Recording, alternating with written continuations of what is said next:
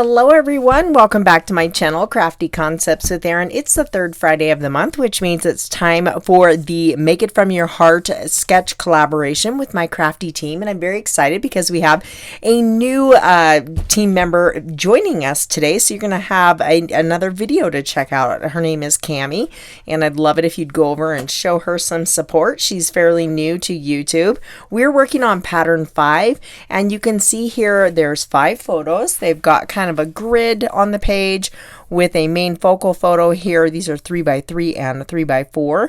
Lots of cute paper layers going on here and embellishments, and then they give you a second take on that sketch, and you can always flip the sketch. I'm going to be turning this into a double page layout. They do give you all of the measurements if you want to follow the sketch exactly, which is really nice. It always kind of takes the guesswork out of it, and you can create sketch or layout so quickly. I'm going to be using the Skylark collection today, and again, I am turning that into a double page, so we will need 2 of our Versamats.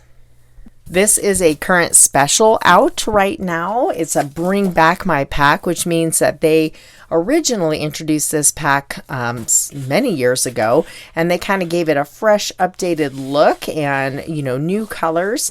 And I really love it because it's very just, I don't know, the garden botanical element on this pattern paper is just so pretty. So I do have a video out where I've already used this and created a double page. I will leave that linked in the description box below.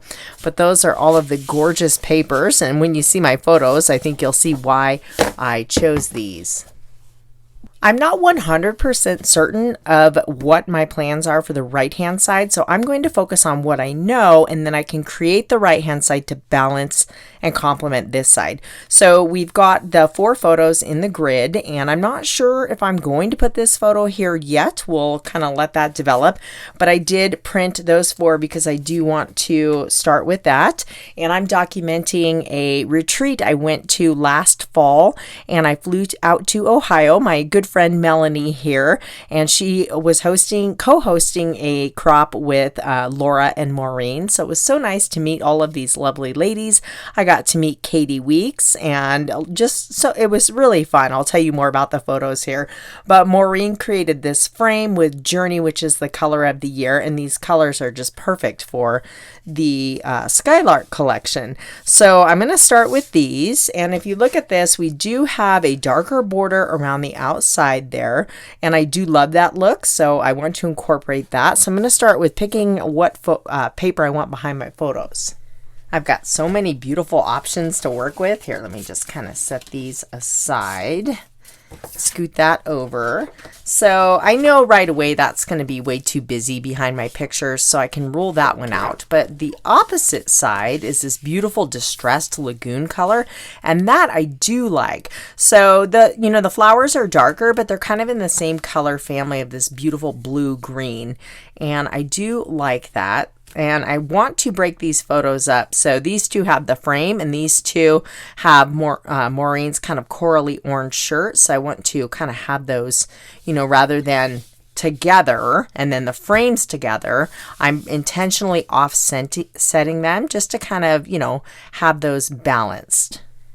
I do have a couple different options here. Where's that green paper?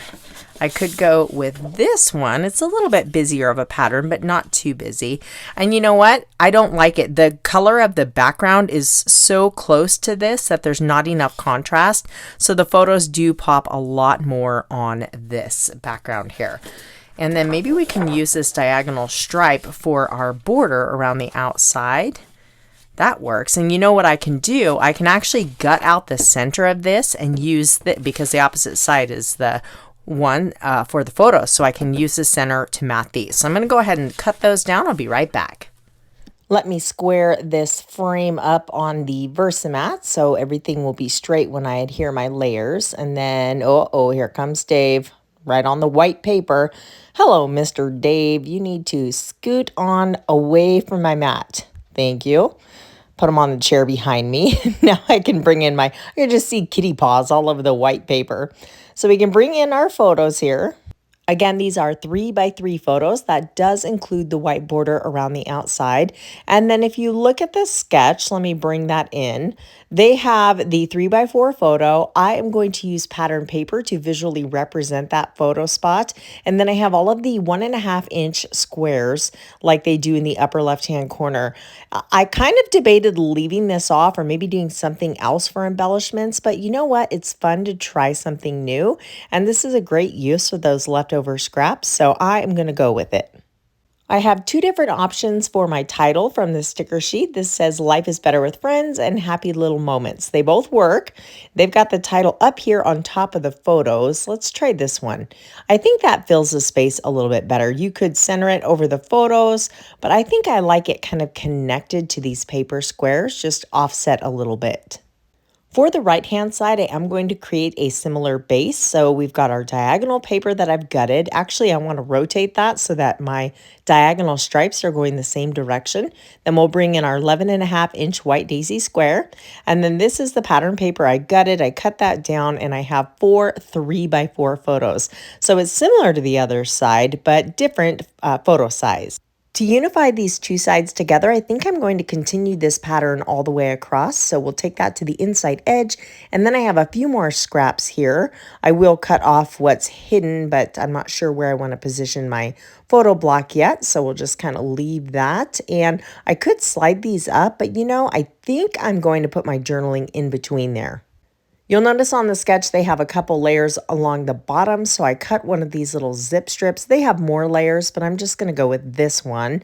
And then I repeated the same squares that I used in the upper left-hand corner to draw your eye down to this lower right-hand corner. So it's almost like I flipped this sketch. I want to repeat that design element elsewhere on the layout, so this seemed like the best spot to carry that across.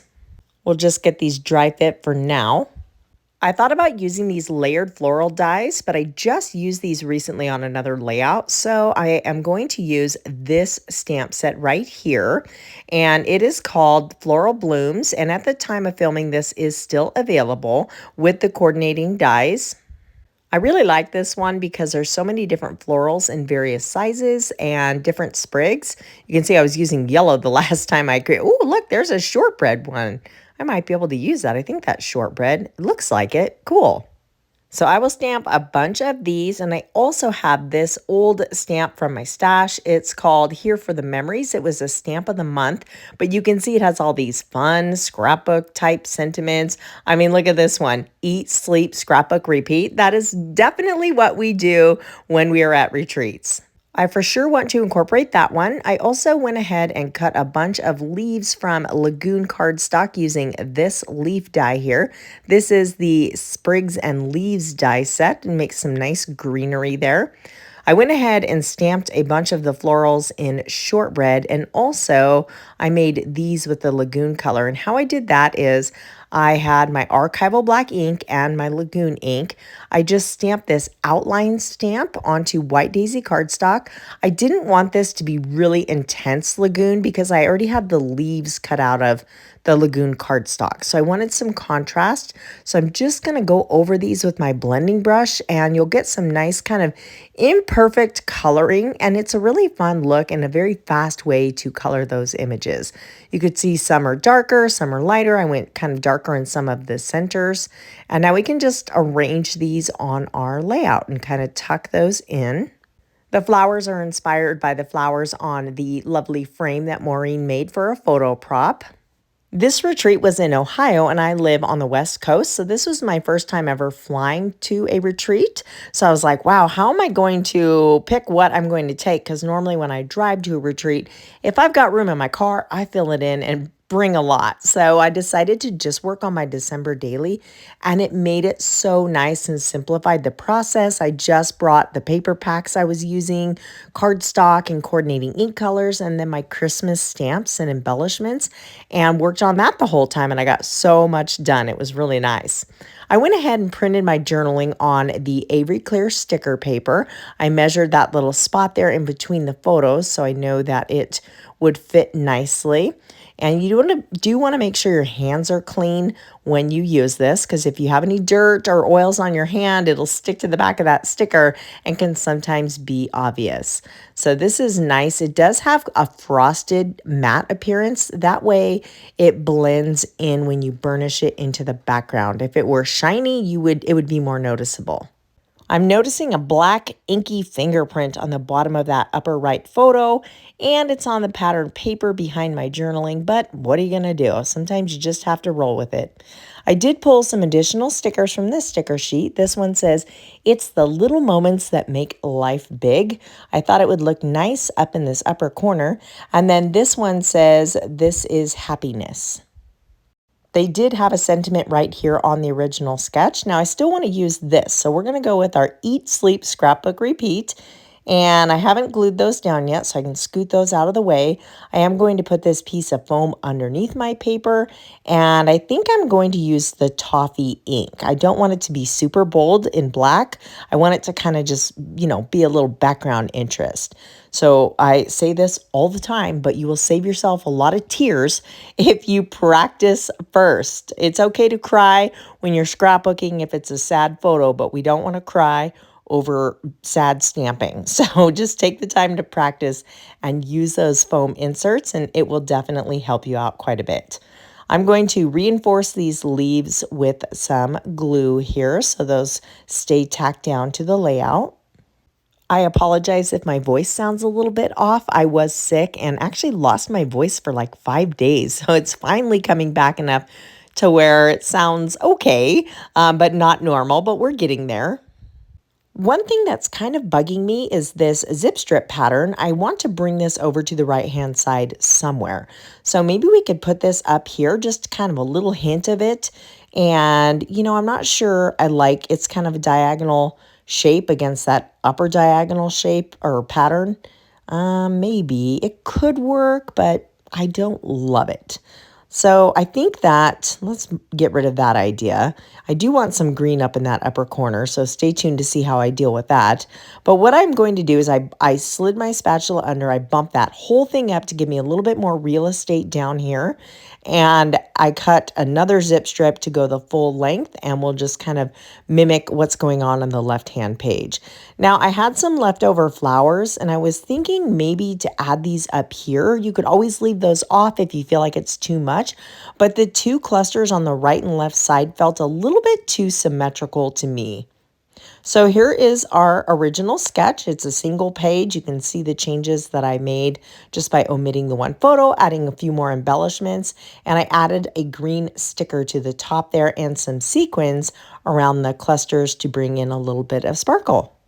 Don't forget to check out everybody else's take on this sketch. I've got it linked in the playlist right here, and everything I used will be listed in the description box below. I would love it if you'd hit that thumbs up button for me. Thank you so much for doing that, and I'll see you very soon here on YouTube.